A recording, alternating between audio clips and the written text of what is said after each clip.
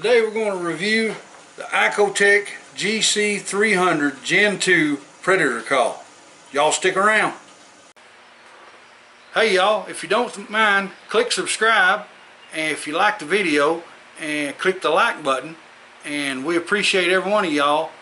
Alright, let's walk you around this thing real quick.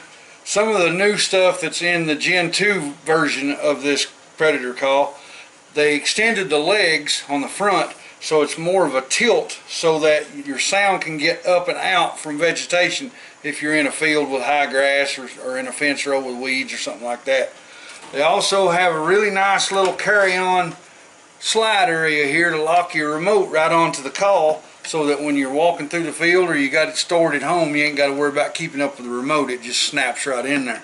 Got the on-off button for the call itself is right down here below where the remote goes onto, so it'd be easy to find in the dark if you're setting it out and trying to get set up in the dark late at night or early in the morning. The antenna is 360-degree rotation, and it'll pick up to about 100 yards. That's pretty good distance for a game call at this price point.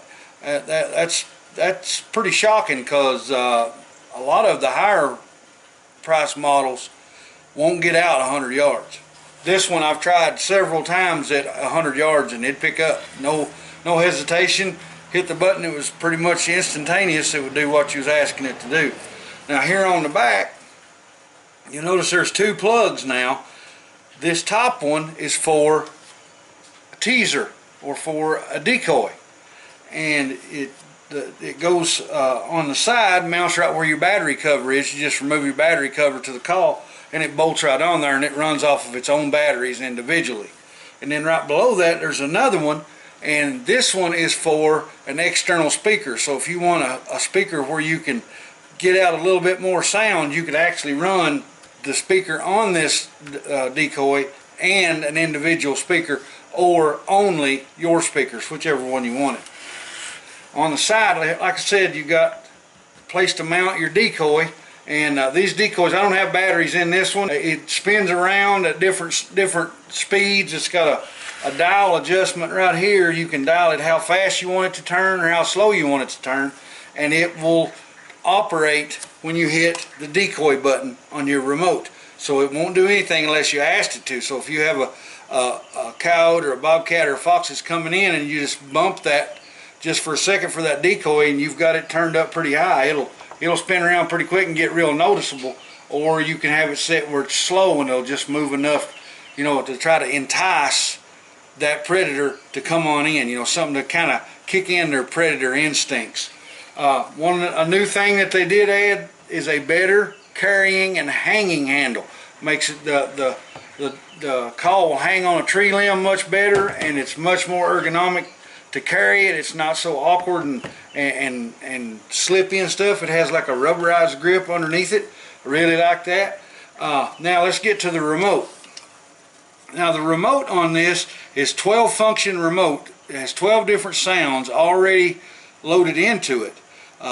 You cannot program this remote with calls that you want to put in it if there's not one in it that you want. However, there are several really good predatory calls, you know, already downloaded onto this, and I'll read them off here to you. It's the female coyote, the yip coyote, male coyote, pup coyote, adult bobcat, cottontail in distress, fawn in distress, gray fox distress, jackrabbit distress, crow distress, coon distress, and a woodpecker in distress. And you also have up and down volume, which will control the volume of the speaker, and you can turn this thing up pretty loud, but you can also dampen the noise way down, because a lot of times if you've got a predator coming in and you stay in that same volume, that kind of spooks them a little bit, and they may not come on in because they feel like something's not right. But if you'll drop that down to just a whimper kind of on the distress call that you're making, then a lot of times that'll pull them on in. They trust that that's something they're going to get to eat, and it might not be something that's going to hurt them. But now new for the Gen 2s is there's a pause button.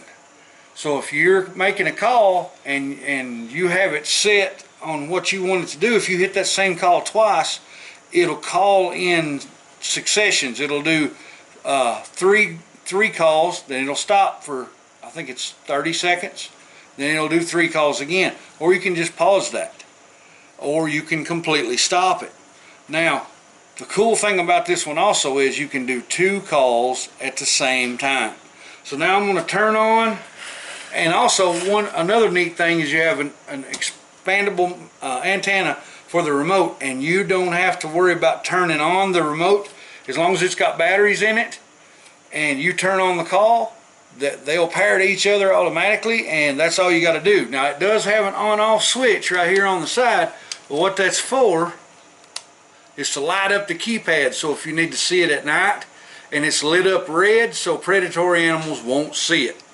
Alright, so now let's turn on the call. Just flip this switch on. Alright, and that's all I have to do.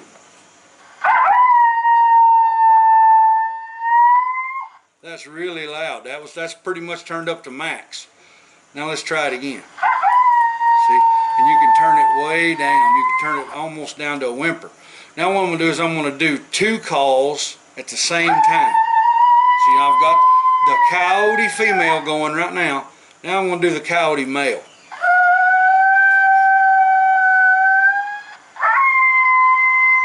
Sets both of them together.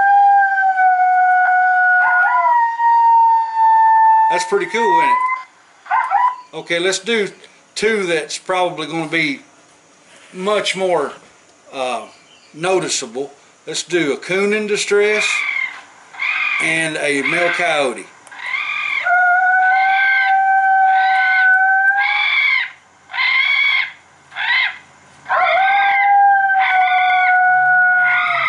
That's pretty neat, but you can mix up your calls.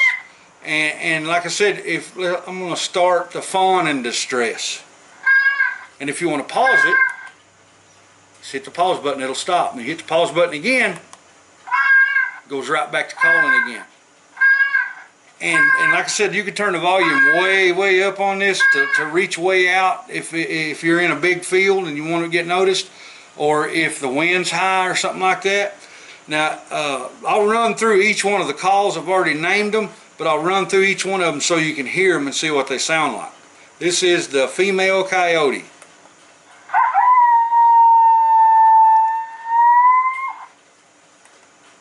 Okay, and then this is the coyote yip.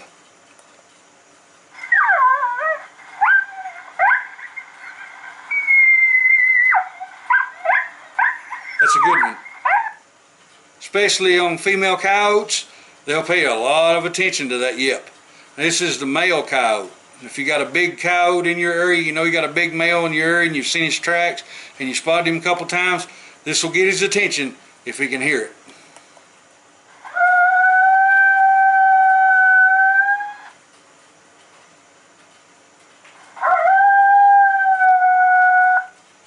Alright, now the next one is the coyote pup.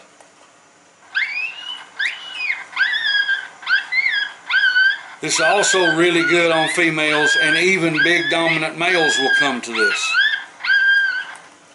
The next one is bobcat adult.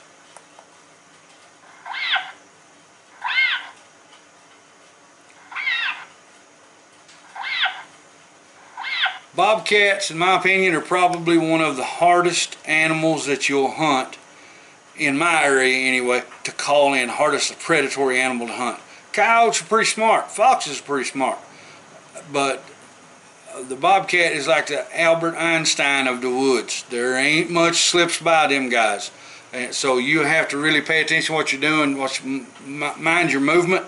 Your smell, I don't think with a bobcat is going to be that big of an issue, but you got to be subtle in your calling.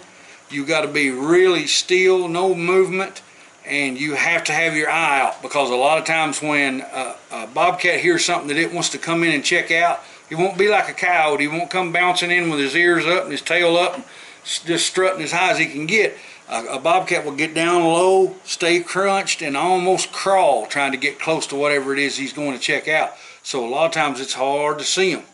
The next one is the cottontail in distress.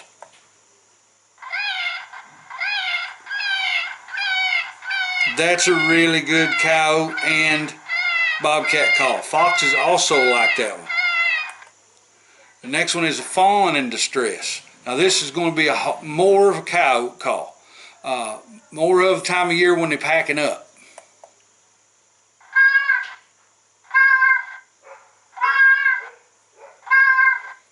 Okay, and the next one is a gray fox in distress. They sound a lot like a cottontail. Not quite a cottontail, but quite a bit like one. And the next one is a jackrabbit in distress. You can tell a big difference. They don't really like bark. It's just a long kind of, but where I'm at, you don't see jackrabbits. They're not in my area. Okay, the next one is a crow in distress. This particular call is, I don't know why that they really like it, but bobcats really seem to like this crow distress call. I don't know, maybe it's just a natural thing with cats not liking birds, but for some reason they don't like, the bobcats seem to really like it, or for me they have. This is a coon in distress. Now see, this sounds a lot like a cottontail in distress, and a lot of times I'll use this along with cottontail in distress, and it'll kind of get that two-pitch thing going on, you know, kind of like that animal's rolling around or being attacked at that moment by something, and it's really, because they sound so much alike. Because a lot of times you can mix calls like that and make a really solid call to pull in the animal that you're calling in. And I've found when I do that, that I mix that coon in distress and that cottontail in distress.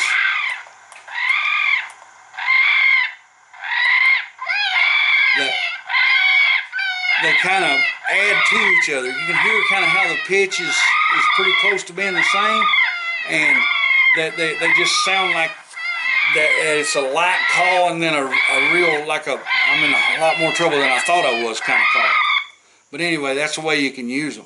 And now this one is, I've never really had an animal come into this. I would say that bobcats are probably going to be attracted more with this than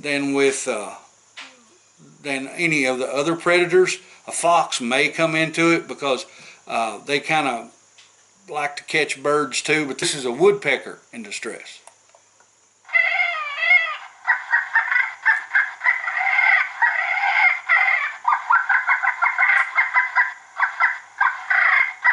I always considered those birds right there, that's an affiliated woodpecker, as the alarm system of the woods. They call them a gamecock or a woodcock where I'm originally from, up in eastern Kentucky. But anyway, guys, I wanted to go over this with you all. The price on it for the decoy and the call was like $119. You don't have to buy the decoy. You can buy just the call, and I believe you can get them for under $100 now. And they're a good little call. They're light, and you don't got to worry about keeping up with charging cords and all that rigmarole. You can throw you a few extra batteries in your backpack or in your camo pockets, and you're good to go with that. But guys, I hope y'all enjoyed this video. See you in the next one. It's the Fat Man. I'm gone.